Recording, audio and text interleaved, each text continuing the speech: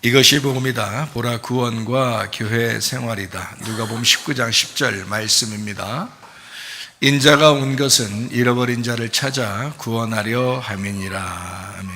구약의 복음입니다. 이사야 53장 5절 말씀이요. 주님이 찔리신 것은 우리 허물 때문이요 주님이 상하신 것은 우리 죄악 때문이라. 주님이 징계를 받음으로 우리가 평화를 누리게 되었고 주님이 채찍에 맞음으로 우리가 나음을 받게 되었습니다.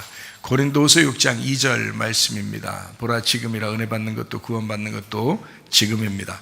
누가복음 19장 10절 말씀이요. 인자가 온 것은 잃어버린 자를 찾아 구원하려 함이니라. 누가복음 8장 11절 말씀, 이 비유는 이러하니라. 씨는 하나님의 말씀이요 하나님의 아들이요 하나님의 빛이요 하나님의 생명이요 하나님의 천국이요 라는 그런 말씀입니다.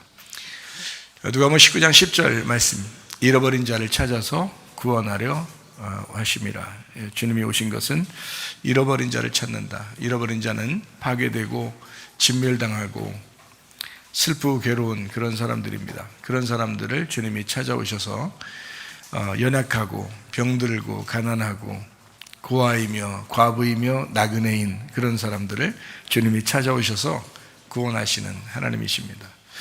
철저하게 우리가 하나님 말씀으로부터 우리 자신들이 파괴가 될 때, 그때 우리 주님은 개인적으로 찾아오실 것입니다. 목사가 찾아갈 것이다 이런 말 아니라겠죠. 주님이 찾아갈 것이다 이런 말입니다. 그러니까 주님과 깊은 교제의 사람 우리들이 되셔야 합니다. 육체를 우리가 이제 자꾸 설명을 하는 이유는 그것이 성경 전반적으로 처음부터 그것 때문에 성경을 써서 그래요. 성경을 쓴 목적은 육체를 제거하고 영이신 하나님을 만나야 된다라는 것 때문에 성경을 썼어요. 그래서 그 말들을 만약에 빼놓고 다른 말을 뭐 이렇게 막 장구하게 막 너저분하게 아무리 다른 말 많이 해도 그런 거는 복음이 될 수가 없습니다. 복음이라고 하는 건 이제 성경이 쓰여진 그 핵심이라는 게 있죠. 성경에서 이걸 말하고 싶어 한다라는 그거를 얘기해 줄 줄 알아야 되고 그거를 들어야 되는 거거든요. 그래서 우리는 육체에 대한 이야기를 하는 것입니다. 사람이 영과 혼과 몸으로 이루어졌다 그랬죠. 그래서 영과 혼과 몸이 온전히 흠없게 하나님 앞에 보존되기를 원하는 것은 우리가 영이라는 말씀을, 하나님이라는 말씀을 우리가 영이 따라가고 우리 혼이 그걸 따라가고 우리 몸이 그걸 따라갈 때 그 믿음이 온전하게 돼서 행함이 나타나는 온전한 믿음이 될 수 있다라는 그런 말씀입니다. 그런데 우리가 인간이 이제 살다 보면 그런가요? 그렇지 않죠. 그래서 애굽에 이제 자꾸 그리워하고 육체적인 삶을 그리워하고 땅의 삶을 그리워하고 인간적인 땅의 욕심, 땅에서 살아가는 우리 필요한 것들을 자꾸 그리워하게 됩니다. 그러다 보니까 이제 우리가 영적으로 주님을 가까이 하려고 하다가도 이상하게 이 세상적으로 자꾸 우리가 이제 나가게 되죠. 그러니까 우리의 삶은 나의 옛사람을 벗어버리고 새 사람을 입으려고 하는데 이상하게 옛사람이 나를 잡아당긴단 말이에요. 그 말은 뭐냐면 우리의 본성이라는 게 있어요. 그래서 본성이 자꾸 그 본성대로 살아가려고 한단 말이에요. 우리 본성은 뭐예요? 욕심이 이런 말이에요. 우리 본성은 거짓말이고 우리 본성은 교만이고 우리 본성은 음란하단 말이에요. 우리 본성이라고 하는 걸 우리가 벗어내야 되는데 이 본성이라고 하는 걸 벗어내지 못했을 때 계속해서 이 본성이 우리를 뒤로 끌어잡아당겨요. 그 이제 애굽의 삶이라고 그러는 거거든요. 그래서 애굽의 삶이 우리를 자꾸 끌어낼 때 우리는 아니다. 말씀으로 우리가 거듭나고 다시 새롭게 되고 나를 죽이고 날마다 새 사람을 입어서 살아가야 되겠다라고 이렇게 결심하는 것이 중요합니다. 우리의 그 말씀 듣는 이유도 바로 그런 데 있는 거죠. 말씀 들으면서 왜 똑같이 구원받았는데 왜 자꾸 말씀 들으면서 새롭게 되라고 왜 계속 그러겠어요? 그거는 그렇게 되지 않을 때 다시 애굽으로 돌아가기 때문에 그렇습니다. 우리의 삶이 자꾸 땅 쪽으로 향하게 돼 있어요. 근데 우리의 삶이 하늘로 자꾸 위에 쪽으로 이렇게 거듭나서 자꾸 올라가게 되는 전진하는 삶을 우리가 살아야 됩니다. 자, 그래서 우리가 십자가로 영이 구원받았으면 우리의 생각과 감정을 주님께 드려서 나의 혼이 날마다 이제 죽음과 부활을 경험하셔야 된다라는 그런 말이고요. 그러니까 이제 이 몸이 순종하게 되죠. 영과 혼이 말씀을 따라가려고 하니까 나의 영과 혼이 진짜잖아요. 그러니까 보이는 건 가짜인데 보이지 않는 게 진짜란 말이에요. 영과 혼이 여러분 자신입니다. 몸은 이 땅에 두고 가지만 영혼이 하늘나라에 올라가거든요. 그래서 영과 혼이 말씀을 따라가려고 하면 이 몸이 순종하게 돼 있어요. 그러면 이제 온전한 그리스도의 몸이 된다. 이렇게 그리스도의 몸 된 교회가 된다라는 그런 말이고요. 그게 새 사람입니다. 그래서 새 사람은 교회가 되었다라는 그런 말입니다. 새로운 교회가 되었다 이런 말이고요. 옛사람이라고 하는 건 나의 본성대로 살아가는 나를 얘기하는 거예요. 그래서 나를 잃어버릴 때 새 사람을 입을 수가 있다라는 그런 말이죠. 그래서 교회를 제대로 깨닫지 못하면요, 아직도 여러분은 어린아이고 말씀을 제대로 아는 것이 아닙니다. 교회라는 공동체, 교회라는 가족, 교회라는 공동체를 깨닫고 있어야 합니다.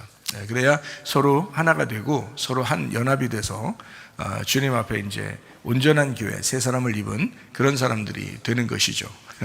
하나님 여러분 보실 때, 야, 내가 너를 보니 참 흐뭇하고 기특하고 참 너 많이 컸구나 이렇게 돼야지.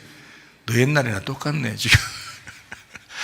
너 예전이나 너 지금이나 똑같아. 이렇게 애들 짓만 하고 아이고, 지 생각만 하고 아이고, 너 왜 그러냐 이렇게 하나님이 그렇게 생각하면요, 물론 사랑하시겠지만 우리를 자녀이니까 사랑하시겠지만 워낙 잘하지 않으면 대화가 안 돼. 대화가 하나님하고 대화가 안 돼. 하나님하고 서로 대등하게 대화가 돼야지 되는 것은 하나님의 마음을 내가 이해할 때, 그때 서로 대등하게 대화를 할 수 있죠. 자녀가 자라났다는 건 뭐냐면 부모의 마음을 이해했다는 거예요. 그래야 서로 대화가 되는 거예요. 그죠? 근데 이제 여러분 그 하나님하고 기도하고 교통하고 이런 대화가 되려면 여러분 자신들도 많이 그만큼 자라나야 되거든요. 많이 자랐는데 어떻게 해서 자라나기 시작하냐면 잃어버려져야 자라나기 시작하는 겁니다. 잃어버려지지 않으면 자라나지 못해요. 그래서 잃어버린 자를 먼저 구원하고 하나님이 교회 생활로 인도하신다라는 그런 말씀입니다. 그게 성경의 핵심이죠. 그래서 육체를 자꾸 우리가 제거해야 된다는 걸 배워야 되는 겁니다. 날마다 우리는 죽어야 된다는 게 뭐겠어요? 날마다 말씀을 들어야 된다는 게 뭐겠어요? 똑같은 말이에요. 그죠? 자, 날마다 죽어야 된다는 말이죠. 날마다 죽어야 된다는 거 알겠죠? 그러면 날마다 말씀을 들어야 되는 걸 알겠죠? 그럼 무슨 말씀을 날마다 들어야 된다는 거예요? 날마다 죽는 말씀을 들어야 된다는 그 얘기거든요. 날마다 죽어야 된다, 그 말은 날마다 말씀 듣고 죽어야 된다 이 말인데 어떤 말씀을 들어야 죽을 것 같아요? 육체. 여러분 육체를 제거해야 된다는 말을 들어야 된다는 거죠.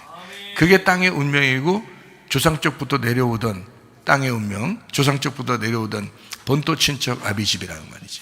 그게 너 자신이다. 그래서 너 자신을 끊어내야 된다. 이게 성경의 전반적인 흐름이다. 제가 여러분에게 이것을 요약해서 설명을 해드리는 겁니다. 이게 육체라는 게 이렇게 연결돼서 계속해서 성경은 다 그것 때문에 썼다. 그게 선악과 문제거든요. 선악과 먹지 않았으면 뭐 그런 육체의 문제가 필요 없었고 또 성경도 쓸 이유가 없었어요. 그런데 성경이 쓰여졌잖아요. 그 말은 뭔가 문제가 있었다는 얘기거든요. 그 문제가 뭔가 봤더니 창세기 3장의 선악과의 문제였다는 거죠. 창세기 3장의 선악과의 문제가 그럼 그 먹었다는 게 그 사람들만 먹었지 우리는 우리가 먹지도 않았는데 뭐냐? 우리가 먹지도 않았는데 뭐냐가 아니라 그때부터 내려온 게 본토 친척 아비집이란 말이에요. 그 본토 친척 아비집이 아담이라고 첫 번째가 아담과 하와예요. 거기서부터 내려오는 거 아니에요, 이게. 그게 땅의 운명이라고요. 땅에서 태어난 인간, 땅에서 태어난 아담과 하와의 후손이라고 우리가. 그러니까 쭉 내려오는 거. 그건 변함없이 지금까지 죽어서 살아서 계속 내려오는 거예요. 그게 선악과 먹어서 그런 거예요. 그 선악과 먹은 게 없어지겠냐고. 안 없어져요. 끝까지 내려오는 거예요. 여러분 죽을 때까지 내려옵니다. 그러니까 날마다 죽는다, 이건 날마다 내려오는 걸 날마다 죽는다, 날마다 살아난다 이렇게 돼야 되는 거죠. 그렇게 그래서 계속 날마다 이제 내려오는 이 육체, 땅의 운명, 본토 친척 아비집 이것을 끊어내는 그것이 이제 진짜 신앙생활이고 그게 구원받은 교회 생활입니다. 그래서 그거를 여러분에게 순서대로 가르쳐 주는 거예요. 그래서 창세기 3장에는 선악과가 있었다 그랬죠. 창세기 4장에 그 육체 열매가 바로 나타난 게 어때요? 아담과 하와가 첫 번째 아기를 낳았더니 그게 가인이야. 아담과 하와가 두 번째 아들인 아벨을 낳았더니 첫 번째 아들인 가인이 두 번째 아들을 죽여버린 거예요. 그럼 가인이 누구예요? 가인이 첫 번째 태어난 나라고요. 우리가 태어난 게 다 가인이잖아요. 가인인데 두 번째 나를 위해서 오신, 나를 위해 죽으러 오신 예수님 아벨을 내가 죽이는 거예요. 죽이고 난 다음에 하나님 나 살려주세요 회개합니다. 예수님을 내가 죽였구나라는 걸 저도 깨달았어요. 회개할 때, 어느 날 회개할 때 너무 그게 막 사무치도록 오더라고요. 그래서 막 엉엉 울었습니다. 예수님을 내가 죽였구나라는 걸 제가 알았어요. 다른 사람이 죽였다는 뭐 그런 얘기가 뭐 귀에 들리지도 않고 옆에 뭐 생각나지도 않고요. 내가 오로지 예수를 죽인 것에 대해서 막 가슴이 막 치고 오더라고요. 그래서 제가 그때 엉엉 울었습니다. 하나님 앞에 회개하면서요. 그게 이제 구원이거든요. 그날이. 그래서 그날 내가 죽은 거고요. 그날 내가 회개한 것입니다. 예수 그리스도를 내가 죽였구나라는 걸 내가 깨달았는데, 그때 이제 가인이 하나님 만나서 하나님이 너 안 죽을 거야 하면서 살려주는 거죠. 그게 구원이란 말이거든요, 성경에. 그러고 나서 이제 셋이라는 아들을 주시고 하나님의 아들이 온다라는 것을 이제 성경에서 이야기하는 것입니다. 원래는 예수님이 가인의 아들로 내려오면 무작정 죄인의 아들로 내려오는 거겠죠. 근데 하나님은 가인, 아벨, 셋이라는 아들을 새로 줘가지고 하나님의 아들, 자기의 아들은 원래 죄가 없는데 너희들한테 가서 죽을 거야 라고 해서 셋의 자손으로 내려오는 거예요. 원래가요. 아벨은 죽었으니까. 그래서 아벨 대신에 셋을 주셨다, 이렇게 이야기한 것입니다. 그런 창세기 6장에 나오는 하나님의 아들과 사람의 딸들이 결혼하는 게 이제 천사와 사람의 결혼이, 이게 돌연변이가 나타나죠. 이게 네피림이라고 하는 육체가 나타납니다. 거인이죠. 그래서 돌연변이가 나타나. 이것을 하나님께서는 그들이 항상 악한 생각만 하게 된다라고 하는 것. 이걸 뭐냐고요? 여러분과 제가 만약에 이런 육체를 적은 삶을 산다 할지라도 맨날 악한 생각만 하는 거 아니잖아요. 그런데 악한 생각이 뭐 변함없이 악한 생각만 한다고 이게 창세기 6장에 나오는 것은, 그래서 노아 홍수가 내렸는데 그렇게 된다는 것은 이미 무슨 말이냐면, 육체는, 성경적으로 육체는 항상 악하게만 살아갈 수밖에 없다라는 그런 말이에요. 항상 악하게만 살아갈 수밖에 없다, 이 말을 하려고 창세기 6장에 설명을 해놓는 거예요. 그게요. 그러니까 창세기 6장에 옛날에 노아 홍수가 있었대. 그때 뭐 네피림도 다 죽었대. 뭐 그때 그런 뭐 돌연변이도 죽었대. 뭐 육체가 죽었대. 뭐 이런 그런 게 아니라 지금 우리에게 말씀하시는 거란 말이에요. 창세기 6장도 그런 말씀들입니다. 그래서 영적인 진리의 말씀과 거짓의 말씀이라고 하는 것이 섞이면 안 된다. 그래서 영의 말씀과 애굽의 세상의 말씀이 섞이면 안 된다. 그래서 말씀도 세상적인 이야기를 해서는 안 됩니다. 성경적인 이야기만 해야 합니다. 그것이 성경 말씀이에요. 하나님의 말씀. 그래서 온전히 하나님의 아들은 하나님의 딸들과 결혼을 해야 합니다. 그렇게 해야 이게 결혼이 성립되는 거거든요. 그래서 온전히 우리 안에서 하나님의 아들이 태어날 수 있도록 그렇게 해야 합니다. 창세기 12장에는 아브라함을 부르면서 본토 친척 아비집을 떠나라 라고 했습니다. 이건 하나님께서 명령하시는 거죠. 왜냐하면 본토 친척 아비집을 떠나 이렇게 하는 것은 너의 육체를 떠나, 너의 땅의 운명을 떠나 이렇게 하는 거죠. 그리고 하나님의 말씀을 따라갔다라고 이제 이야기하는 것이죠. 그러니까 하나님이 왜 이런 말씀을 하시냐면, 이게 육체야, 이게 땅의 운명이야. 네가 널 죽을 때까지 이거 끌고 나갈 거야. 너 교회 다녀도 이거 계속해서 이게 따라올 거야. 그러니까 이거는 어쩔 수 없이 날마다 죽는 수밖에 없어. 그러니까 날마다 말씀을 듣는 수밖에 없어, 이 말이죠.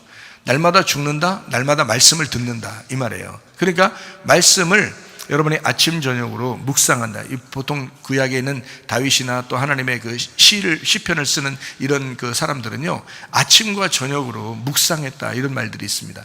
성경의 그 선지자들 그리고 하나님의 사람들은요, 아침과 저녁으로 하나님의 말씀을 묵상했다, 이렇게 되어 있거든요.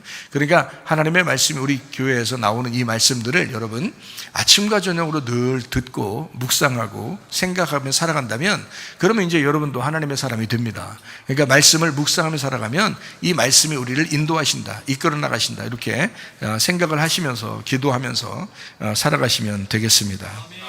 출애기 17장에는 여호와 니시, 아말렉 전투에서 승리하신 거를 여호와 니시라고 해서, 하나님께서는 그 여호와 니시의 해석을 어떻게 했다고요?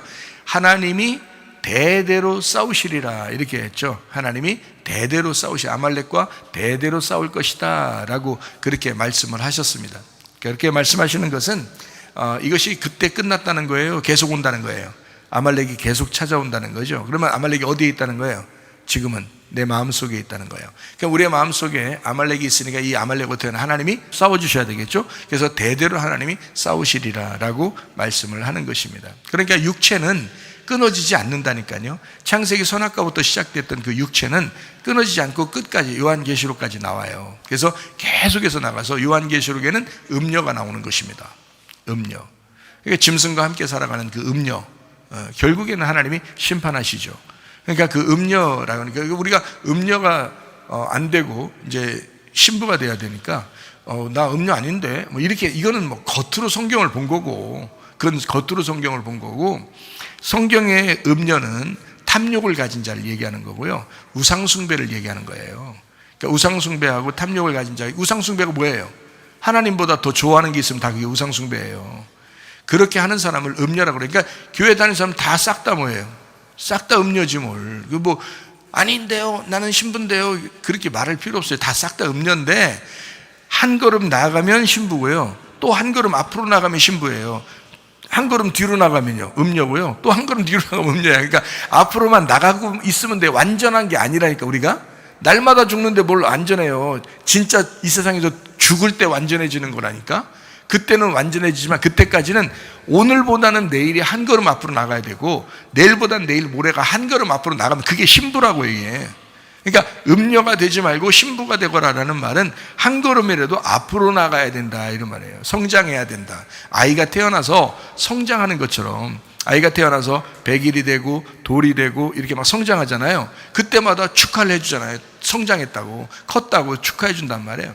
마찬가지로 계속 성장해 나가는 거예요. 우리가 믿음 생활하는 게 바로 여기에 핵심이 있습니다. 그러니까 씨를 심었으면 이 씨가 살아있다면 어떻게 해요? 반드시 성장하는 것이다 라는 그런 말씀입니다. 여호수아 6장에는 뭐가 나온다고요? 육이니까 육체가 나와요. 계시록에 보면은, 계시록에 13장에 보면 짐승의 숫자가 나와요. 뭐가 나오죠? 6이에요. 6이니까 육체야. 6이니까 육체야. 그것도 얼마나 쉬워요. 그러니까 육체로 살면 여러분 666 사는 거예요. 그러니까 육체를 벗어나면 777로 사는 거지. 거기서 교회 공동체로 모이면 888로 사는 거지. 그러니까 6이라고 하는 게. 근데 이제 여호수아 6장에 보면 여리고성이 나와요. 그게 육체예요. 그러니까 여리고성, 그게 아말렉이고요, 그게 애굽이고 바벨입니다. 그러니까 이 여리고성에 있는 걸 욕심내 가지고 속에 있는 걸 훔쳐 나왔어요, 아간이라는 사람이. 그래서 여호수아 7장에 이 아간이라는 사람 어떻게 해요? 죽이잖아요. 그 식구들도 다 죽여버려요. 그러니까 하나님은 그게 씨가 이렇게 남으면 안 된다는 거예요. 씨까지 싹 말려버려요. 그래서 싹 다 죽여. 그러니까 육체는 그렇게 죽여야 되는 거예요. 그걸 진짜 회개라고 그러는 거예요, 여러분. 그러니까 우리 속에서 아간의 식구들 조금 남겨놓으면 안 돼. 식구들까지 다 죽여야 돼. 이게 진짜 사람 죽이는 이런 얘기 아니라는 거 아시겠죠? 그런 말 아니란 말이에요. 그래서 이제 육체의 그 열매들은 다 이제 사라지게 만드는 거, 이걸 날마다 죽는다 이렇게 표현하는 거예요, 성경에서. 그러니까 성경을 왜 알면 좋으냐면, 성경을 통해서 이게 성경을 알게 되면 자기가 개인적으로 그 말씀하고 자꾸 가까워지고, 그 말씀이 자기한테 말씀이 자기를 인도한단 말이에요. 그러면 이제 그 주님이 자기를 인도하게 되는 거거든요. 여러분, 목사를 너무 높게 보면 어떻게 돼요? 목사가 자기를 인도했으면 좋겠죠. 그 신앙생활 잘못하는 겁니다. 그게 목사가 자기를 인도하는 게 아니잖아요. 목사는, 여러분, 어떤 면에서 목사는요, 예수님을 만나기 전에 있는 사람이에요. 예수님이 아니니까. 목사도 물론 뭐 착하게 살아야지, 예수님의 성품처럼 그렇게 닮아가려고 해야죠. 근데 그거는 목사만 그런 게 아니고 여러분도 그렇게 살아야 돼요. 똑같아, 그거는. 그러니까 인간성이 좋아지고 본성적으로 이렇게 바뀌고 그렇게 구원받은 삶으로 살아가는 거는 여러분과 제가 똑같아야 돼요. 그러니까 저도 잘 살아야지, 착하게 살아야지. 똑같잖아요, 그거는. 그런 거를 볼 때는 뭐 똑같다고 해야지. 자기도 그렇게 살아야 되고 나도 그렇게 살아야 되니까 똑같은 건데, 예수님은 아니란 말이에요, 내가. 그러니까 목사가 날 인도하리라 라고 생각해서는 그건 완전 착각하는 거예요. 그거는. 왜냐하면 예수님이 아닌데, 그러니까 사람들이 목사 보고 실망한 사람이 너무 많은 거야. 자기가 개인적으로 예수님 만나면 되는데 목사 보고 너무 실망을 하는 거예요. 사람들이요. 아니, 나만 보고 너무 실망했다는 뜻이 아니라 어느 목사를 보고서도 다 실망하는 이유가 그들이 예수님이 아니라니까요. 목사는 예수님이 아니에요. 목사가 여러분을 인도하리라 생각하지 마세요. 인도할 수가 없어요. 우리는 인도자가 아니라고요. 그냥 먹이는 거예요. 그냥 치는 거예요. 근데 주인은, 여러분의 주인은 누구냐면 예수님이야. 예수님이 선한 목자가 되시고 예수님이 여러분을 인도하시는 인도자예요. 저도 그 주님이 날 인도하신다고요. 그러니까 나도 따라가는 거고 여러분도 따라가는 건데 내가 좀 앞에 가는 것 뿐이야. 그래서 예수님이 나라는 것을 목덜미 딱 잡고 나를 머리채덩이 딱 잡고 목덜미 딱 잡고 끌고 가는 거예요. 끌고 가면 여러분이 이제 그 첫 번째 양이 끌려가니까 그쪽으로 쭉 따라오는 거야. 이렇게 양 인도할 때 그렇게 하잖아요. 양을 다 인도하는 게 아니에요. 목자가 그 중에서 우두머리가 있어요. 양 중에서 우두머리가. 그럼 그걸 딱 끌어요. 그래서 끌고 이렇게 갑니다. 그러면요, 그 양을 따라서 뒤에서 쭉 따라와요. 뒤에 양들이 다 같이 양이야. 목자는 예수님이에요. 그러니까 목사라고 부르는 것은 예수님이 베드로를 불렀을 때 너가 양들을 먹여라, 내 양을 먹여라, 내 양을 쳐라 이렇게 했기 때문에 목사라고 이렇게 성경에 직함을 준 거예요.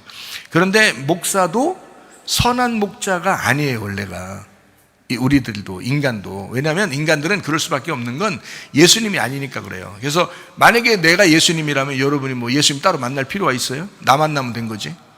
내가 예수님이라면. 근데 내가 예수님이 아니잖아. 그래서 예수님이 필요하구나라고 그렇게 만나야 진짜 만나는 거라고요. 그러니까 침례 요한이 와서 사람들은 침례 요한을 뭐라고 생각했냐면 예수님보다 더 메시아라고 생각했어요. 예수님보다 더 훌륭하게 생각했다고요.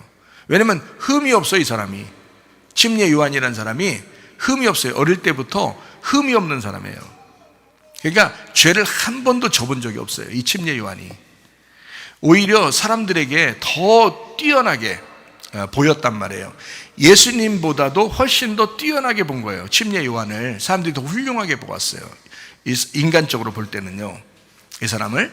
그런데 이 침례 요한이 뭐라고 얘기하면, 사람들 오면 뭐라고 하냐면 침례를 주면서 하는 말이 너희들 회개해라 해야 된다. 너희들 회개해야 된다. 내 뒤에 오시는 분은 내가 신발끈도 내가 감당을 못 하시는 분이다. 그분이 오는데 그분이 메시아고 그분이 천국이다. 그러니까 천국을 만나려면 지금 회개해야 된다 해서 막 외친 겁니다. 광야에 외치는 자의 소리가 된 거예요. 그래서 하늘에서 내려오시는 그분, 어린 양이다. 이분을 너희가 만나야 구원받는다라고 해서 계속 외치는 거거든요. 침례 요한이 그 당시에 목사란 말이에요. 목사인데 자기를 예수님처럼 소개 안 했다고요. 근데 사람들은 오히려 침례 요한을 너무 훌륭하게 보여가지고 예수님처럼 생각하는 거예요. 메시아, 자기들이 생각하는 구원자로 생각한 거예요. 근데 침례 요한은 정작 그렇게 말해본 적이 없어요. 무슨 말인지 알겠어요? 왜냐하면 그러면서 이 침례 요한이 죽어야 예수님이 나타나니까 이 침례 요한이 죽는 거예요. 그래서 목이 잘려 죽으니까 예수님이 등장을 하죠. 이 침례 요한이 죽기 전에는 예수님이 활동을 못해요. 침례 요한이 죽기 전에는. 왜? 침례 요한이 거의 뭐 메시아급이에요. 그 당시에는 굉장히 훌륭한 사람이었습니다. 그런데 침례 요한이 죽으니까 예수님이 나타나시는 거예요. 이렇게. 그 침례 요한이 아무리 훌륭했어도 뭐라는 거예요? 먼저 온 목자라는 거죠. 먼저 온 목자는 성경에서 요한복음 10장에 뭐라고 그래요? 악한 목자, 이렇게 얘기하죠. 악한 목자. 두 번째 목자는요, 선한 목자. 그래서 악한 목자를 만나서 죽어요. 그러면 선한 목자를 만나서 구원을 받아요. 악한 목자를 만나서 잃어버려져요. 파괴가 돼요. 막 진멸되고 막 힘들어져요. 그러면 선한 목자가 찾아오는 거예요. 침례 요한 같은 사람 만나면 삭개오 같이 괴로워합니다. 38년 된 병자처럼 괴로워합니다. 사마리아 여자처럼 괴로워합니다. 소경처럼 괴로워합니다. 그 사람들은 자기들이 죄인이라고 여겼거든요. 그러니까 예수님이 찾아가는 거예요. 찾아가서 그 사람들을 구원하잖아요. 그래요. 그러니까 침례 요한을 만나면 드러나는 거예요. 자기의 죄가 드러나요. 침례 요한은 선하게 그래도 죄를 지적해서 드러나게 했죠.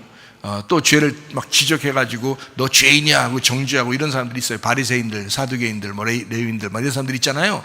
그런 사람들은 역시 죄를 막 지적한단 말이에요. 그들도 뭐냐면 성경에서는 강도라 그래요. 강도. 그래서 누가복음 10장에는 강도를 만났다라고 이야기하는 거고요. 강도 만난 자를 선한 사마리아인이 가서 치료해 주잖아요. 그 강도가 누구예요? 그 지나간 사람이에요. 레위인들이나 뭐 제사장들이나 뭐 이런 사람들이, 지도자들, 이런 사람들이 다 강도들이에요. 그들은 율법으로 구원받는다고 했잖아요. 얼마나 힘든 일입니까?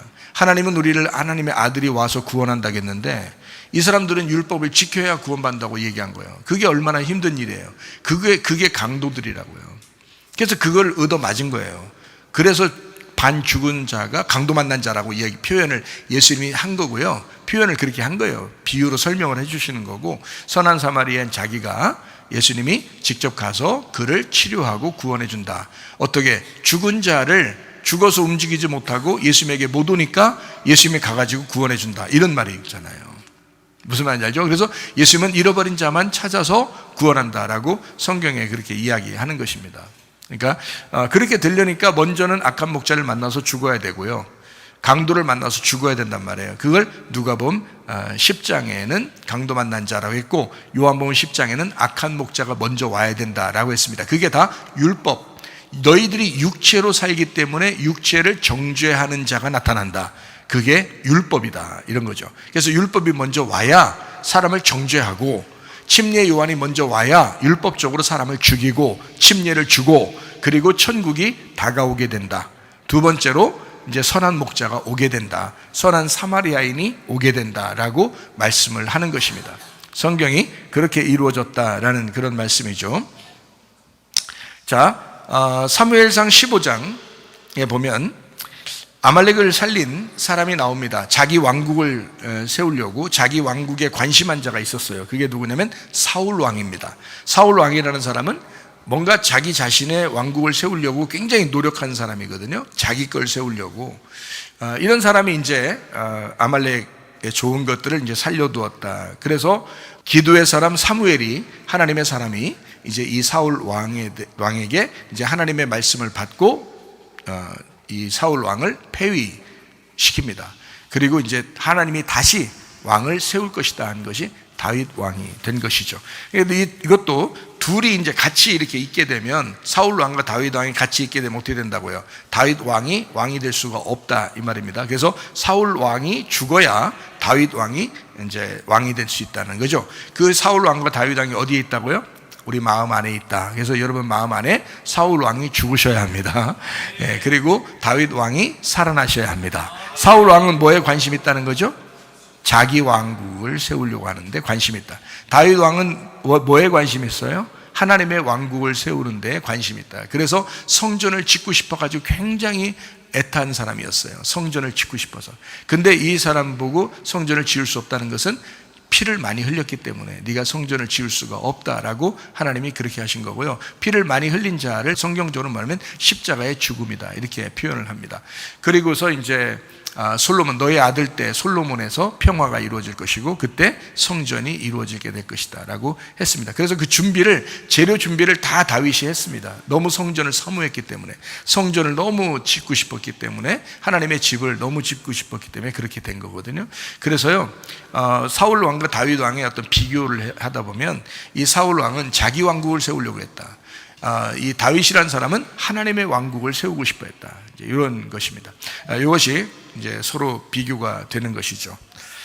자, 사사기 21장의 25절 말씀에 보니까 왕이 없어서 사람들이 자기 소견에 옳은 대로 행했더라. 그래서 우리의 왕은 누구십니까? 예수 그리스도여야 합니다.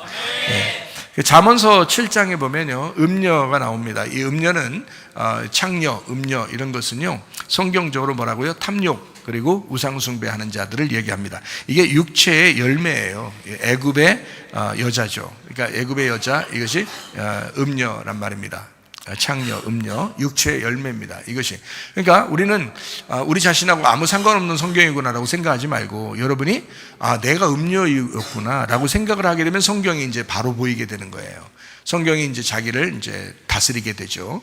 그래서 이거 내가 애굽을 자꾸 그리워하고 탐욕을 내가 가지고, 그리고 이 땅에 욕심 가지고 교만하고, 그리고 막 승질내고 음란하고 거짓말하고, 이런 마음의 속에서 일어나는 이런 것들이 바로 음녀가 하는 것이었구나, 이런 것을 여러분 이제 깨닫게 되면 이 말씀이 바로 보이게 됩니다. 그러면 여러분 자신이 말씀으로 인도된다, 이런 말이죠. 이게 이제 잠언서 7장에 나와 있는 그런 말씀들이고요. 또 말라기 4장에 보면 어떻게 되어 있다고요? 크고 무서운 날이 이르기 전에 어떻게? 침례 요한이 먼저 오게 된다, 그렇게 했죠. 침례 요한이 와서 뭐 한다고요? 죽여요. 그리고 크고 무서운 날이 임하는 거죠. 만약에 우리가 안 죽으면요, 심판받는 겁니다. 예수님 오시면 심판받아요. 침례 요한이 다 죽이려고 했어요. 침례를 주면서 다 죽이려고 했거든요. 그러면 이제 천국이라는 예수님이 올 때 예수님 만나잖아요.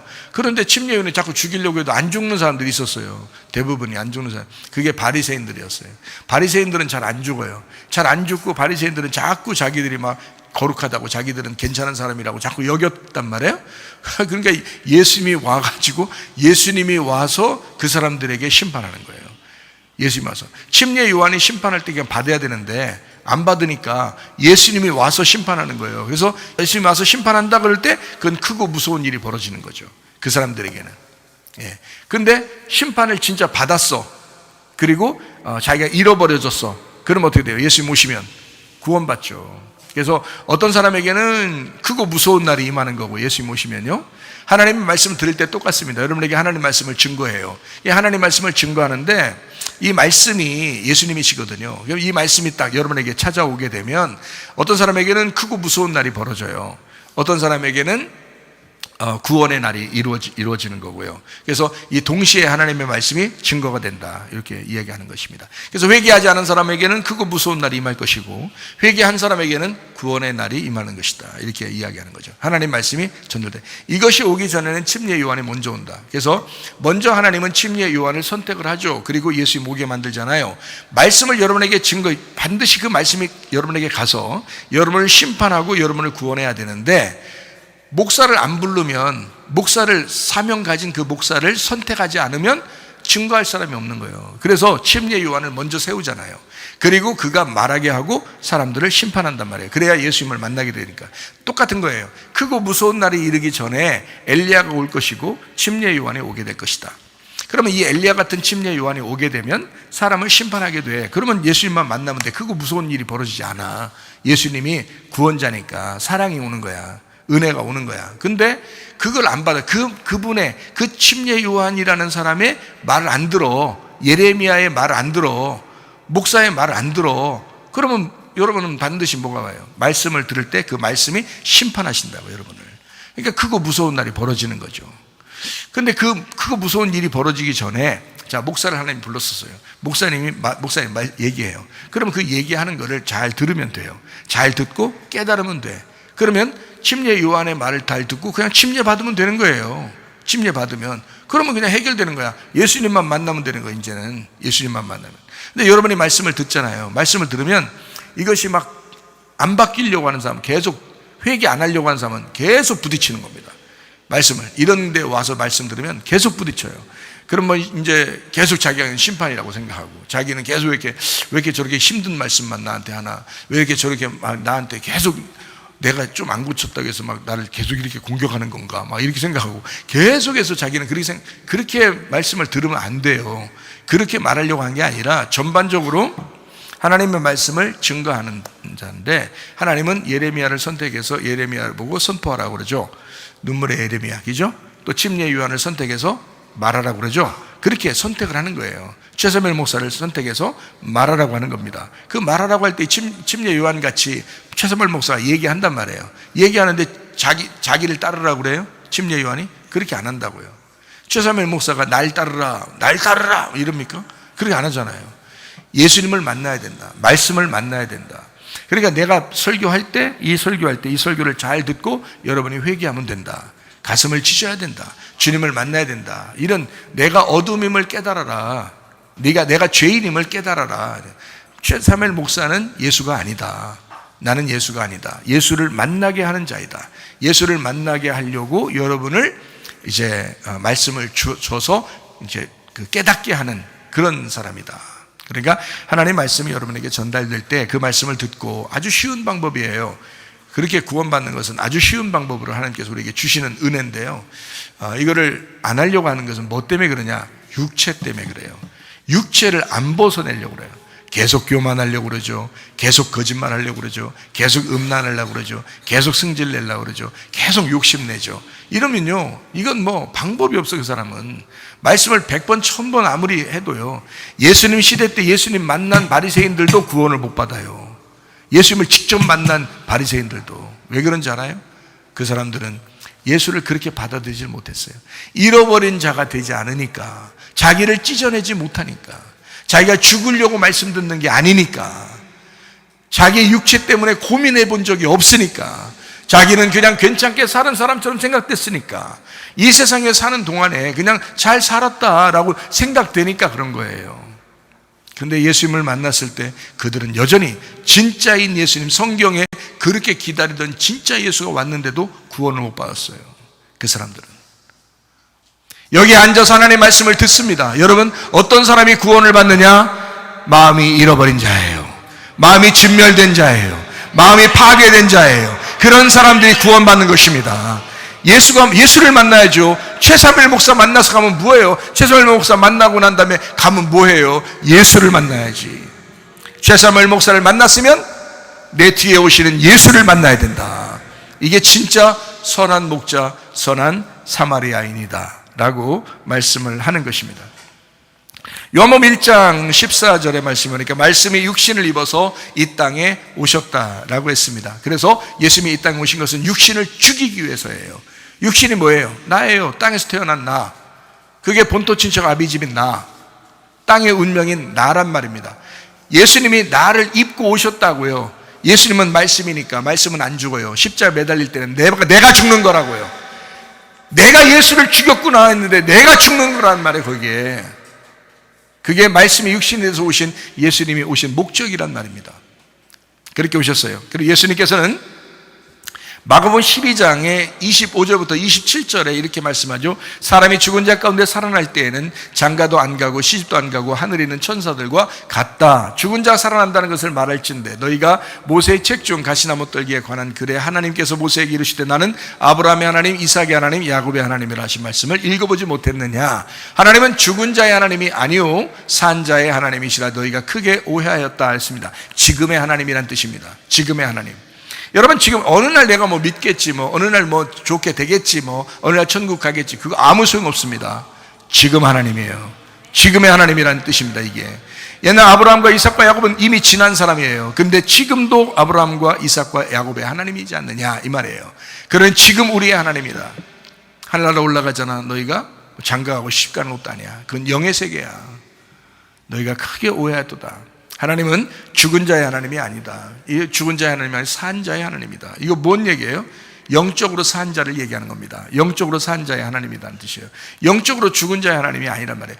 여러분 모두를 다 사랑하죠. 근데 여러분이 영적으로 죽어 있으면 하나님이 관계하지 못하잖아요. 그러니까 여러분의 영을 살린단 말이에요. 언제 살렸어요? 예수님이 십자가 밖에 돌아가시면서 영을 살렸어요. 이제는 우리 모두의 하나님이시라고요. 우리 모두를 사랑하시는 하나님이시다. 그래서 죽은 자는 언약이 없는 자이고 산 자는 언약이 있는 자, 하나님의 약속이 있는 자예요. 그래서 하나님의 약속이 있는 자와 함께 하시는데 약속이 없는 자들도 이제 약속이 생겼어요. 왜요? 십자가 못 박혀 돌아가시면서 그게 하나님의 언약, 하나님의 약속이 이루어졌거든요. 그래서 모든 사람이 하나님이 되신다. 이제는 이렇게 된 것입니다. 하나님은 모든 사람이 하나님이요 특별히 믿는 자들의 구주가 되신다라는 그런 말씀입니다. 로마서 14장 9절 말씀입니다. 이를 위하여 그리스도께 죽었다 다시 살아났으니 곧 죽은 자와 산 자의 주인이 되려 하심이라 라고 했습니다.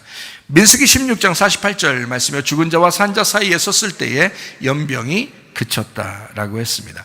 마가복음 8장 34절 35절 말씀이요 무리와 제자들을 불러 이르시되 누구든지 나를 따라오려거든 자기를 부인하고 자기 십자가를 지고 나를 따를 것이니라. 누구든지 자기 목숨을 구원하고자 하면 잃을 것이요 누구든지 나와 복음을 위하여 자기 목숨을 잃으면 구원받는다라고 했습니다. 죽고자 하면 산다라는 말이죠. 하나님은 그냥 산 자의 하나님이 아니라 부활한 자, 죽었다가 살아난 자, 영적으로 진짜 살아난 자를 그들의 하나님이 되신다라는 그런 말씀이에요. 그래서 진짜 여기 성경적으로 살았다라고 하는 것은요, 죽었다 살아난 걸 얘기합니다. 그래서 부활의 하나님이다라고 얘기하는 거고, 부활한 사람들의 하나님이 되신다, 이런 말이 되는 것입니다.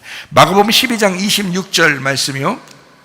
자, 죽은 자가 살아난다는 것을 말할진대 너희가 모세의 책 중 가시나무 떨기에 관한 글에 하나님께서 모세에게 이르시되 나는 아브라함의 하나님이요 이삭의 하나님이요 야곱의 하나님이다 라고 얘기하는 거다. 지금의 하나님이다 라는 그런 말씀입니다. 지금도 살아계신 하나님이다. 그러면 어떻게 해요? 아브라함과 이삭과 야곱 점점점 성장하죠. 점점점 자라납니다. 아브라함 혼자 있을 때 하고 야곱의 자손 12자손이 이스라엘의 자손이 돼서 12지파가 됐을 때 그 이후에 자손들, 그러니까 12지파가 70 아들이 되죠. 그리고 70 자손이 또 이제 수많은 자손이 되잖아요. 그게 이스라엘 백성들이 되는 것입니다. 그러니까 이게 점점점 자라나서 성장했다라는 것입니다. 뭐냐면 씨눈이 살아있으면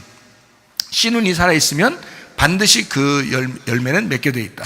그러니까 살아있으면 그렇게 된다 이 말이잖아요. 그러니까 여러분 속에 그리스도가 살아있느냐, 하나님 말씀이 살아있느냐에 모든 문제에 해답이 있습니다. 그러니까 여러분 하나님 말씀이 여러분 속에 살아있으면 반드시 이런 말씀들, 오늘 말씀들을 들을 때도 여러분이 아마 점검하게 될 거예요. 아, 말씀이 살아있으니 나는 반드시 지금 성장해 나가고 있다. 믿음으로 성장해 나가고 있다. 기도에 성장한다. 말씀에 성장하고 있다. 예배에 성장하고 있다. 삶교회 관계에서도 성장하고 있다라고 여러분 반드시 살아있다면 성장하게 되어 있습니다. 믿음으로 승리하는 여러분 되시길 바랍니다. 고린도전서 6장 15절부터 20절 말씀입니다. 너희 몸이 그리스도의 지체인 줄을 알지 못하느냐? 내가 그리스도의 지체를 가지고 창녀의 지체를 만들겠느냐? 결코 그럴 수 없느니라. 창녀와 합하는 자는 그와 한 몸인 줄을 알지 못하느냐? 일렀을 때 둘이 한 육체가 된다 하셨느니 주와 합하는 자는 한 영이니라. 음행을 피하라. 사람이 범하는 죄마다 몸 밖에 있거니와 음행하는 자는 자기 몸의 죄를 범하느니라.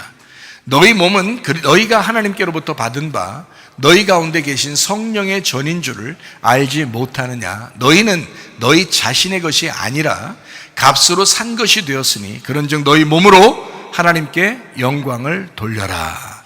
여기 몸은 소마입니다. 우리 진짜 이 몸을 얘기하는 거예요. 이 몸으로 그리스도의 몸이 되라. 너 하나님의 것이다. 네 몸은 너의 것이 아니다. 하나님의 것이다. 그래서 하나님께 영광을 돌려야 된다라는 그런 말씀이거든요. 근데 여러분 이 몸을 가지고 승질내. 말이 됩니까? 이 몸을 가지고 욕심을 내. 말이 됩니까? 이 몸을 가지고 막 탐욕적이고 승질내고 막 교만하고 막 자존심 세우고 말이 됩니까? 이 몸으로 막 음란하고 거짓말하고 막 이럽니다. 말이 됩니까? 말이 되지 않습니다. 그럴 수 없다. 네 몸은 너의 것이 아니라 하나님의 것이니까 그럴 수가 없다. 하나님이 막으신다. 하나님이 못하도록 막으신다. 그런 생각이 잠깐 들어올 수는 있겠지. 그러나 하나님이 막으실 것이다 이거야. 너의 몸으로 죄를 짓지 않도록 하나님이 막으실 것이다. 근데 계속 그렇게 한다? 반복해서 그렇게 한다? 남편을 무시하고 아내를 사랑하지 아니하고 막 무시한다? 말이 안 되는 것입니다. 한두 번은 가능하죠. 그러나 계속 그렇게 할 수는 없다. 하나님이 막으실 것이기 때문이다. 어떻게 그 몸으로 하나님의 것인데 그 몸으로 어떻게 그런 인생을 사느냐 이게 말이 안 된다는 거죠. 미워할 수 있느냐? 사람을 용서하지 않고 막 미워할 수 있느냐? 하나님의 몸으로 그럴 수 없느니라. 하나님이 막으시는 거다. 여러분 기도해 보셨나요? 하나님의 성령께서 여러분을 간섭하시도록 기도해 보셨느냐는 거예요. 하나님 막으시는 것을 분명히 압니다. 하나님 막으셔요. 막 피할 길도 내주시고요. 막으십니다. 그렇게 죄 짓지 않도록 막으신다고요. 그럴 수 없는 겁니다. 그리스도의 몸이니까 우리는 우리 마음대로 살아갈 수가 없다. 그럴 수 없느니라. 자, 이해가 되시죠? 무슨 말인가? 그래서 이 고린도전서 6장에 나와 있는 이 말은요, 여기가 뭐 창녀와 합하는 자는 한 육체가 되었다. 창녀와 합하는 자는 같은 육체로 살아가는 것이다. 이렇게 이야기하잖아요. 그와 한 육체가 되었다, 이런 얘기 하잖아요. 그러니까 어떻게 해요? 우리는 성경에 여기 있는 것처럼 창녀와 하나가 돼서 살아가야 되겠어요? 아니면 창녀에서 벗어나야 되겠어요? 벗어나야 되겠죠? 그러니까 보세요, 여러분, 여기 고린도전서 6장이 참 어려워요.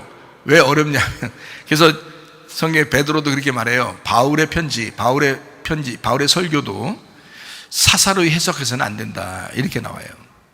그렇죠? 바울의 편지거든요, 이게. 그런데 사사로이 해석해서는 안 된다, 이렇게 이야기해요. 자, 이게요, 창녀하고 지금 그리스도의 몸에 대한 이야기를 좀 비교해서 나와 있는 얘기입니다. 그러니까 창녀는 뭐라고요? 음행하는 자잖아요. 하나님을 버리고 다른 걸 따르는 걸 얘기해요. 우상 숭배를 얘기하는 겁니다. 그리고 탐욕적인 걸 얘기해서 선악과 먹는 걸 얘기하는 거예요. 이게요, 육신의 정욕으로 살아가고 안목의 정욕으로 살아가고 이생의 자랑으로 살아가는 자들이에요. 탐욕적인 자들, 이게 바로 창녀입니다. 이런 창녀, 그러면 이 창녀가, 자, 성경에 나오는 창녀가, 생각해 보세요. 이 세상에 지나다니는 옷을 이상하게 입은 그런 여자들을 얘기하는 건가요? 성경에서? 아니에요. 그런 얘기가 아니라고요. 이거는 영적인 해석이 필요한 내용들이라고요. 그러면 창녀가 분명히 얘기하는, 성경적으로 얘기하는 건 탐욕적인 얘기예요. 골로새 3장에 얘기하듯이 탐욕적인 사람이에요. 그 우상숭배고 선악과예요. 그런 육체적인 삶을 얘기하는 겁니다. 그러면 우리가 이 성경은 누구를 위해서 썼어요? 세상 사람들을 위해서 썼어요? 아니면 교회 다니는 사람들을 위해서 썼어요? 교회 다니는 교회를 위해서 쓴 거예요. 이 책이 교회 다니는 하나님의 백성들을 위해 쓴 거예요. 그러면 이 하나님의 말씀을 여러분이 읽을 때에, 이 말씀을 읽을 때 창녀가 나오네? 지나다니는 어떤 옷 이상하게 입은 사람, 이런 사람이 얘기하는 건가? 난 그런 사람이 아니니까 난 괜찮겠네? 이렇게 생각해서는 성경을 잘못 본 거라고요. 이 성경은 해석이 필요한 거였다고. 그럼 창녀라고 하는 것은 뭐야? 라고 하면, 우상 숭배하는 자였구나. 하나님보다 더 좋아하는 게 있는 자들이구나. 그걸 창녀. 그러면 내가 점검받아야 되겠네, 이렇게 생각해야죠. 그렇죠? 탐욕스러운 사람을 얘기하는 거구나. 그러면 내가 점검받아야 되겠네 라고 생각을 해야 되거든요. 그러면 창녀가 누군 거예요? 여러분과 저예요. 여러분과 저에 대한 이야기라고요, 성경은. 그럼 그 창녀와 합하는 자는 한 육체가 되잖아요. 그럼 창녀, 나 같은 창녀하고 한 몸 되려고 오신 분이 누구예요? 예수님 얘기예요. 이게 창녀와 합하는 자는 그와 하나가 된 줄을 알지 못하느냐라는 거예요. 그러면 창녀가 이제 뭐가 된다는 얘기예요. 비교해서 지금 설명을 해줬잖아요. 앞에 창녀에 대한 이야기를 하다가 창녀와 한 몸이 된 자가 있어. 그러면 창녀와 하나 되면 그 창녀와 같이 똑같이 육체가 되는 거야, 이게. 그러면 말씀이신 예수님이 나를 위해서 내 몸을 입어가지고 오신단 말이에요. 그러면 이분이 나를 위해서 죽으시러 이 땅에 오신 거잖아요. 그럼 죽기 위해서 존재하는 게 나의 육체야. 그러면 죽기 위해서 존재하는 게 나의 육체면서 나의 운명이면서 나의 땅의 운명이면서 나의 본토 친척 아비집이라고요. 그게 나란 말입니다. 그러면 죽어 나자빠져야 할 창녀가 나고, 그 다음에 이어서 나오는 게 지금 뭐예요? 너를 값으로 샀다는 거야. 무슨 값으로 산 거예요? 예수님의 피값으로 산 거야. 예수의 죽음을 통해서 네가 죽어야 할 그 자리에 예수가 죽으면서 너를 값으로 샀다는 거야. 그래서 이제는 네가 육체가 아니라 몸이 됐다는 거예요. 그리스도의 몸이 됐다는 거야. 교회라는 그리스도의 몸이 됐다는 거예요. 이 몸으로 다시 창녀의 짓을 할 수 있느냐? 그럴 수 없느니라. 그걸 하나님이 막으시느니라. 다시 말하면 너 교만하게 살 수 있느냐? 너 자존심 부리며 살 수 있느냐? 낭패리게 승질 부리면서 살 수 있느냐? 이거예요. 음행하면서 살 수 있느냐? 거짓말하면서 살 수 있느냐? 너 탐욕 부리면서 살 수 있느냐? 못한다는 것이요. 너 그리스도의 몸이 됐지 않느냐 이거야. 값으로 널 샀지 않느냐 이거야. 그러면 이 몸으로 하나님께 영광을 돌려야 된다 이거죠. 더 이상 창녀의 짓 하지 말라는 거야. 더 이상 탐욕적으로 살지 말라는 거야. 더 이상 승질내며 살지 말라는 거야. 뭔 말인지 알겠어요? 예, 이거 하나님의 말씀, 놀라운 말씀입니다. 정확하게 여러분이 이 말씀들을 알고 보면 너무 은혜스럽고 좋은 말씀들이죠. 갈라디아서 5장 19절부터 21절 말씀입니다. 육체의 일은 분명하니 곧 뭐냐? 잘 들어요. 여기 보면 곧 음행과 더러운 것과 호색과 우상 숭배와 주술과 원수 맺는 것과 분쟁과 시기와 승질내고 분내는 것과 당짓는 것과 분열함과 이단과 투기와 술취함과 방탕함과 또 그와 같은 것들이라. 전에 너희에게 경계한 것 같이 경계하노니 이런 일을 하는 자들은 하나님의 나라를 유업으로 받지 못할 것이요 라고 되어 있잖아요. 음행, 더러운 것, 호색, 우상숭배, 주술, 원수 맺는 것, 분쟁, 시기, 분냄, 당짓는 것, 분열함, 이단, 투기, 술취함, 방탕함, 이 모든 것들은 육체의 열매다. 여러분 속에 이런 게 없나요? 여러분 조금이라도 이런 게 없었습니까? 있잖아요. 그러면 이걸 뭐라고 그런다? 성경에서는 육체의 열매다. 네가 선악과 먹은 자손이라는 것을 증명해내는 것이다. 그거를 성경적으로 뭐라 그러냐? 창녀라 그런다. 이해가 돼요? 그러면 그 창녀와 함께 하나가 한 몸이 되기 위해서 오신 분이 누구다? 예수 그리스도다. 그래서 그분이 대신 나를 위해서 죽으셨다. 그러니 너의 몸은 이제 어떻게 된다? 창기의 몸이 돼야 된다. 그리스도의 몸이 돼야 된다. 값으로 산 것이 되었으니 그리스도의 몸이 돼야 된다. 더 이상 육체의 열매를 맺고 살아서는 안 된다. 성령의 열매를 맺고 살아야 된다. 그래서 성령의 열매가 이어서 나오는 거예요. 자, 이해가 되시겠죠? 무슨 말인가? 그러니까 육체를 얼마나 벗어내는 것이 얼마나 중요한지 아시겠죠? 굉장히 중요한 내용들입니다. 이 말씀들이요. 자, 고린도후서 13장 5절 말씀입니다. 너희는 믿음 안에 있는가? 너희 자신을 시험하고 너희 자신을 확증하라. 예수 그리스도께서 너희 안에 계신 줄을 너희가 스스로 알지 못하느냐? 그렇지 않으면 너희는 버림받은 자 아니라 스스로 알지 못하느냐? 어떻게 스스로 알아요, 목사님? 어떻게 하면 스스로 알 수 있어요? 성경에 나와 있잖아요. 지금 얘기하고 있잖아요. 네 속에 육체가 살아있는지 아닌지, 너는 창기의 몸을 가지고 있는지 그리스도의 몸인지 확인해봐라. 스스로 알지 못하느냐? 너 그리스도의 사람인지 아닌지 스스로 알지 못하느냐? 그러니 여러분, 한 발짝으로라도 뒤로 나가면 창녀요, 한 발짝으로라도 앞으로 나가면 신부인 것입니다. 신부의 열매를 맺고 사시길 바랍니다.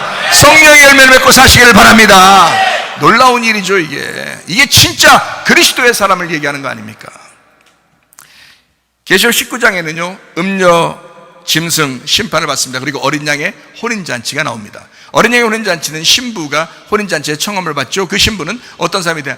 하나님의 말씀이 된 사람, 하나님의 말씀이 된 사람, 진리의 말씀이 된 사람, 그 사람들이 그리스도의 신부다. 그래서 어린 양의 혼인잔치에 참가하게 된다라고 이야기했습니다. 빛나고 깨끗한 세마포옷이 여러분에게 주어져야 합니다. 어떻게 주어지나요? 진리의 말씀을 들으면, 진리의 말씀을 읽으면, 진리의 말씀을 듣고 진리의 말씀을 순종해 살면, 이렇게 빛나고 깨끗한 세마포옷이 그것입니다. 그거 입으면 되는 거예요. 그러면 천국 가는 겁니다. 예, 여러분 자신을 스스로 시험해 보시기를 바랍니다. 여러분, 자, 우리가 육체적으로 살아요. 육체에서 산다는 것은 결핍이 있다는 얘기거든요. 결핍이 있으니까 자기가 뭔가 자기를 막 드러내고 싶고 자기를 알려주고 싶고 막 이렇게 자기는 좀 이렇게 낮추고 막 죽어야 된다 하면 감사합니다. 그래요, 죽어야죠. 잃어버려야 된다. 그래요, 잃어버려야 된다. 감사합니다. 아, 네, 그렇게 해야 되겠다고 자꾸 그렇게 마음을 가지면 되거든요. 근데 그런 마음을 안 가지려고 그래요. 그런 마음을 가지면 좋은데 안 가지려고 그래, 자꾸. 그러면 이게 왜 그러냐면 속에 자꾸 이게 올라와, 자꾸 이게 성말씀을 당겨 올라. 그래서 자꾸 딴 생각이 자꾸 나, 이러면서. 그래서 이게 죽어야죠 하면 끝나거든요. 아, 진짜 얼마나 간단한 얘기입니까? 죽어야죠. 아주 간단한 얘기예요. 잃어버려야죠. 아, 간단한 얘기예요. 너무너무 간단한 얘기인데 이게 안 돼. 이 간단한 게 잘 안 된다고요. 진짜 주님 되게 만나가지고 뒤지게 한번 심판받고 진짜 회개하고 해보면 그건 그냥 눈 번쩍해서 사도 바울이 그냥 바뀌는 것처럼 확 바뀌어서 그렇게 되면 좋겠지. 근데 사도 바울처럼 바뀌는 건 한 사람이요. 그 사람 한 사람. 네, 그렇게 바뀌는 건 한 사람. 최사멜 목사처럼 바뀌는 것도 딱 이 한 사람이요. 근데 여러분 각자에게 하나님께서 바뀌게 만드는 그 요소들이 생긴다고요. 주변 환경을 통해서 여러분 살아가면서 생긴다고요. 그때 하나님 앞에 다 진짜 회개하고 부쩍 하면 되는 건데요. 그게 어떤 마음이 딱 들어오면 끝나느냐? 아, 내가 죽어야 되겠다. 내가 진짜 잃어버려야 되겠다. 내가 진멸당해야 되겠다. 나를 진짜 떠나야 되겠다. 내 자신을 진짜 떠나야 되겠구나. 내가 정말 나 자신을 잃어버린 자가 돼야 되겠구나 라고 한번 딱 깊이 생각하면 되는 거거든요. 한번 깊이 생각하면 돼요. 그게 오늘 그렇게 깊이 생각했다가 그 다음날 생각이 또 다시 원래 생각대로 돌아오고, 또 그 다음날 또 이제 한번 깊이 잃어버려야 되겠다고 깊이 생각했다가 또 그 다음날 이게 또 다시 올라오고 그러면요, 이게 습관돼 가지고요, 이게 면역성이 생겨서 면역이 생겨 가지고 이제 안 돼. 잘 이게 깊이가 안 돼. 이제 나중에는 깊이가 안 돼. 깊이 주님을 만나는 게 안 돼.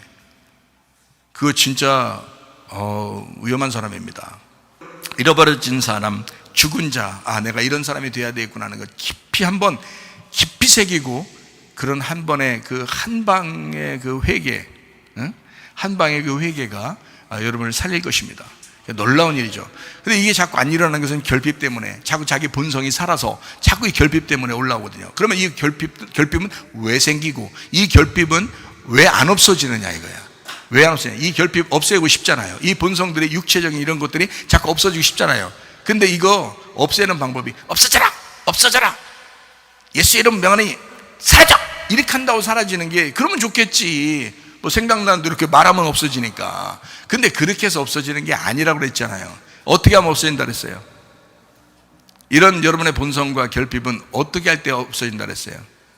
여호와가 나의 목자가 되실 때 그런 거예요. 철저하게 양이 될 때, 여러분이 철저하게 그분의 양이 됐을 때, 염소 말고 진짜 철저하게 주님의 양이 됐을 때 그 결핍이 사라집니다. 이게 시편 23편 1절의 말씀입니다. 여호와는 나의 목자시니 내게 부족함이 없으리로다. 그게 그 부족함이 결핍이란 단어예요. 너의 결핍이 사라질 것이다. 네가 이제까지 살아오던 그 인간성, 너의 본성, 땅의 운명, 본토 친척 아비집, 너 자신, 네가 이제까지 살아왔던 그 육체, 네가 그렇게 떨쳐버리고 싶어도 잘 안 되던 그런 것들, 그것이 언제 떨어지느냐? 그게 언제 없어지느냐? 예수가 너의 목자가 되시면, 그러면 사라지게 된다. 여러분 진짜 하나님의 말씀이 여러분 자신을 인도하도록, 여러분 하나님의 말씀이 나의 목자가 되시도록 그렇게 한번 간구해 보셨습니까? 진심으로 그렇게 한번 하나님 앞에 호소해 보셨느냐 이 말이에요. 하나님의 말씀이 천국임을 여러분 진짜 믿고 있느냐? 난 하나님의 말씀이 천국임을 진짜 믿어요. 말로만 그러는 게 아니에요. 이게 믿어져요. 이게 믿어져요. 내가 두 번째 주님을 만났을 때 말씀을 만났어요. 말씀의 천국을 만났어요. 말씀의 하나님을 만났어요.